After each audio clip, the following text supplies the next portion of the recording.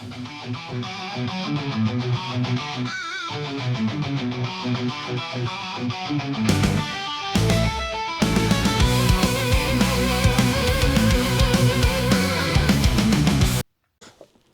what's up everybody? Welcome to another video. So, I'm sure if you're watching this, you probably know what the Tommy gun is. Infamous from Al Capone to paratroopers in World War II and Chicago. I mean, it's the infamous gangster weapon. Everybody knows. Everybody who's Fortnite to Call of Duty, absolutely everything. It's everywhere in today's modern culture. So,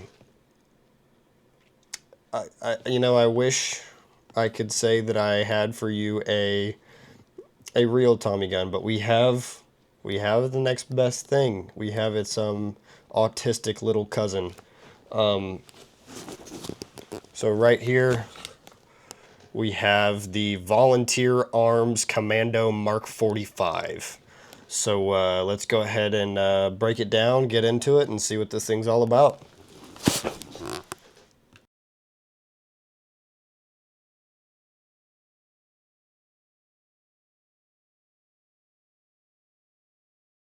Alright, so as I said, Volunteer Commando Mark 45.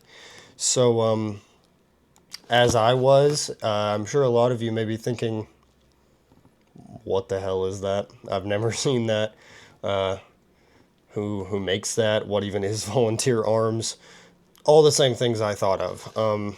Which actually, the first time I ever saw this thing, I was about 8 years old. And my dad pulled out a safe. I was like, oh, sick. We've got a Tommy gun. I want to go shoot it.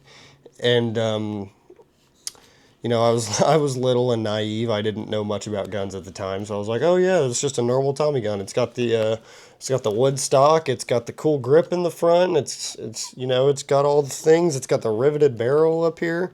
It's a Tommy gun. Why wouldn't it be? Which, technically, I wasn't wrong. It is a Tommy gun-ish. So it's got a similar operating system. And as you can see, it's got that same riveted barrel that, I think it's for, I believe it's for heat. It's a bit of a heat shield, especially if you do kind of like a C-clamp. Because obviously the barrel is going to get hot, which a lot of times in World War II, that's why they have this like big thumb grip right here, thumb groove, which I don't know if you can see it, but there really is like an indent in the wood right here for your thumb. So a lot of people would just kind of go at it with their thumb, but in the heat of combat, sometimes this C-clamp just kind of happens. Which I think is a good addition, especially because these were for a lot more of like high-ranking officers and stuff like that. Like the normal infantry back in World War II didn't really have the grips right here, to my knowledge. But I could be wrong on that. But other parts, obviously the stock never changes on the Tommy gun. So it is a direct blowback system with a side charging handle, and it does have bolt hold open on the last round, which there is also no release for. So if you're just dry firing and playing around and racking it back, you may be like, oh, how do you release it? That's how.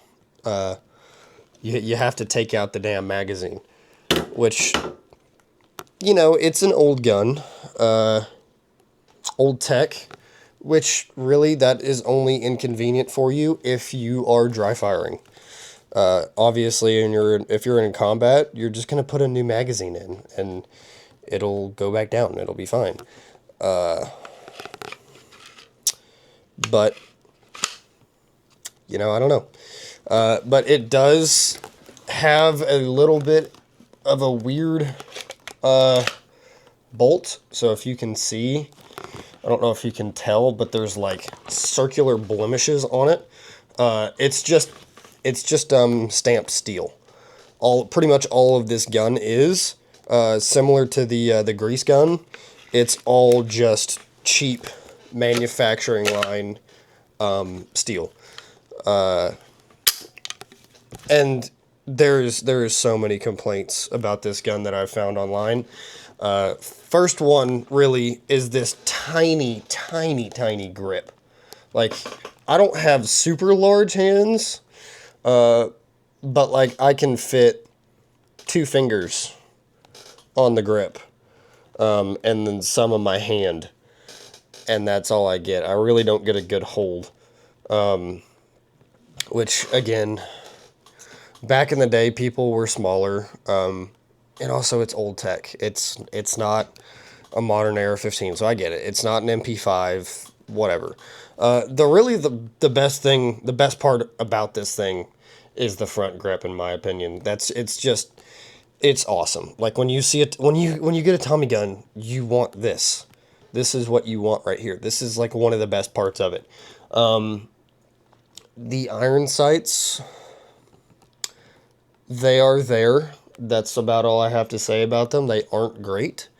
It's just a normal, circle and post. Nothing more to it. Obviously, by the name Commando 45, it is 45 ACP, so they did stick clear to that, even though they did make a Commando 9, so a Commando 9mm, which is pretty much it looks exactly the same. It's just a 9mm. So this upper right here is solid steel, but the lower is actually like some type of strange plastic. I really don't know what plastic it is, but it is a very odd material. The wood is whatever. It's nice wood. It's very easy to grip. It's very nice. It doesn't feel cheap, but this lower right here is very, very cheap, and it's very obvious, as well as this bolt right here. It's just very crappy steel, if even that. It might be aluminum. Which, another thing that leads to that, which really the entire lower is just crap. That's where most of the complaints are. The plastic breaking, the safety breaking, and being permanently stuck in the safe position and people not being able to use their gun is another thing. But also this trigger. Completely flat. I don't know if you can tell the depth of that, but it's just completely flat. It looks like it's not even a trigger. It's just a little bent piece of, like a block of metal. And it's like a 10-pound trigger pull. I'm not even joking. It's quite difficult to pull back. And this thing is not full auto either, so trying to pop this thing off in rapid succession, not only will it just dig a hole in your finger, it's not going to be very effective or easy. So that's why a lot of people collect these guns and put them on the wall for display or put them in the safe, because they are just really, they're just cool little tokens of history. Because like I might have said before, volunteer enterprises did go out of business in the late 80s, and honestly, I know why. If these are the only products you're selling, I really don't know why you would stay in business. So, I mean, really, I just wanted to come on here and make a quick video about a goofy little gun I have. It was passed down through my family, so this is actually my great-grandfather's gun. He bought it, and to this day, it's never been fired, but it was also never oiled. So I got it out of the safe, and it was dry as a bone, and it had a magazine out, or it had a magazine in it. I had to pour lube into the magwell to get the magazine out, which is insane. And that's just to get the magazine out, not even to get it to just function.